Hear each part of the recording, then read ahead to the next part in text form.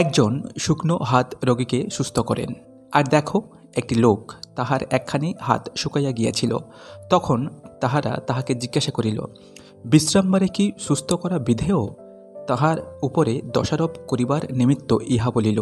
মথিলিখিত সুসমাচার 12 অধ্যায় 10 পদ। ভূমিকা: আমাদের সাধারণ জীবনে চলার পথে বিভিন্ন রকমের সমস্যার সম্মুখীন হই। প্রভু যীশু যখন এই পৃথিবীতে ছিলেন তখনও তিনি বিভিন্ন মানুষের মধ্য দিয়ে সমস্যার সম্মুখীন হয়েছিলেন, কিন্তু সেই সমস্যা থেকে তিনি উদ্ধারের রাস্তা খুঁজে বার করেছিলেন। যিশুকে সম্পূর্ণরূপে প্রত্যাখ্যান করা। যখন আমরা মথিলিখিত সুসমাচার 12 অধ্যায় 1 থেকে 21 পদ পাঠ করি, তখন দেখতে পাই এই অধ্যায়ের ঘটনাবলিতে স্বর্গরাজ্যের সম্পূর্ণ প্রত্যাখ্যান ও মথির সুখবরে বড় পরিবর্তনের মুহূর্ত প্রকাশিত হয়েছে।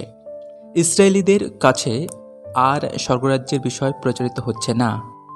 1 থেকে 8 পদে বিশ্রামবার ভাঙা সম্বন্ধে ফরিসিরা যে অভিযোগ করেছে তাতে প্রকাশ পায় যে তারা রাজ্যের বার্তাবাহকদের প্রত্যাখ্যান করেছে।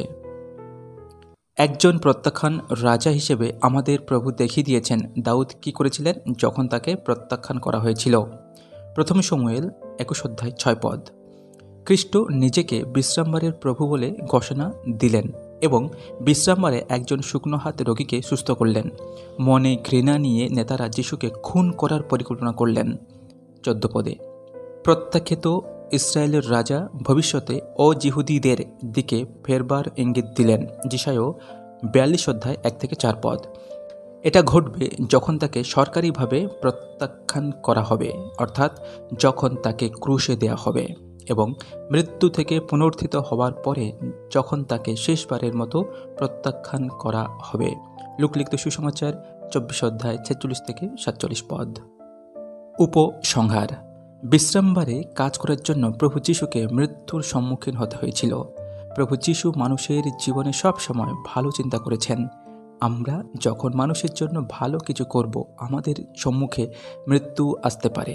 মৃত্যুকে ভয় নয়, কিন্তু প্রভু যীশুর ওপর বিশ্বাস স্থাপন করতে হবে, কারণ মৃত্যুর পর আমাদের অনন্ত জীবন আছে। ধন্য যাহারা ধার্মিকতার জন্য তাড়িত হইয়াছে, কারণ স্বর্গরাজ্য তাহাদেরই। আজ এই পর্যন্ত। ভালো থাকবেন সকলে। দেখা হবে পরবর্তী ভিডিওতে। ধন্যবাদ।